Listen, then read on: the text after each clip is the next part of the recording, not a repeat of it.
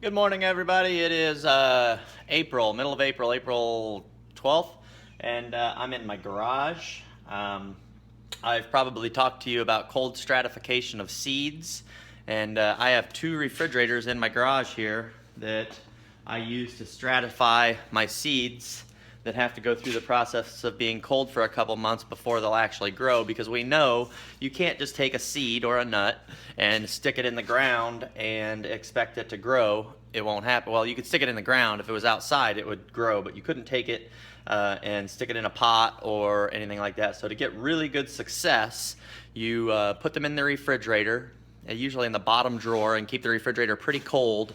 And this is just one way to do it, but keep the refrigerator pretty cold and put them in there for about 3 months.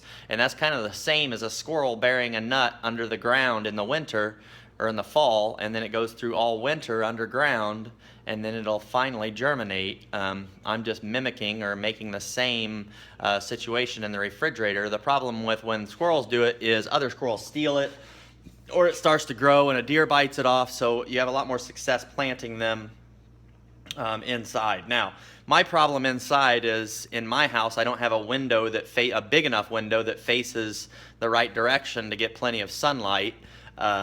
So I have to have artificial light, which is fake light. I have special lights called T5 lights that help grow. You can actually use just regular ceiling lights, put close enough, but these work better. So these nuts went into my refrigerator in about October, probably. I got nuts from all sorts of different places. The ones that I planted inside, these nuts came from Will O'Brien's chestnut tree over by the old vet clinic. I harvested some of those nuts off the ground. Some acorns, sawtooth acorns from Hurie Park down at the baseball diamond.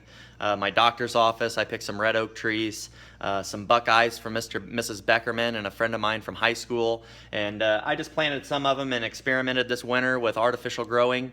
And I kept the heat in my garage nice and warm. And I have these grow lights in here. And so when the nuts have stratified for 2 or 3 months and are ready to plant, a lot of times they'll start germinating, which is when a little sprout pops out of the nut. You put them in the soil and they start growing, and they grow like this. And you can see these are oak trees. You can tell by the leaves. These are chestnuts. You can tell by the leaves. These are sawtooth oaks. Okay, now I just put a bunch in different kinds of pots to experiment. These are buckeyes back here. Some are not doing so good. Actually, these are chestnuts, but some didn't work and some did. I like to try to figure out why some work and some don't. These little trays didn't do quite as well as these big ones. Now, what I need to do, another thing is that in a controlled environment where it's warm, they grow real fast and tall and straight. So I keep a fan, a floor fan back behind me, and I put it on a bench, and I blow the fan on these trees, and I have it on a timer, and it turns on and blows the trees about 2 hours a day. And what that does is, instead of growing tall and skinny like they are right now, it will beef them up, and they'll quit growing tall and they'll get thicker and fatter. In nature, they blow around in the wind, so when you're growing them inside, you need to do something to keep them moving.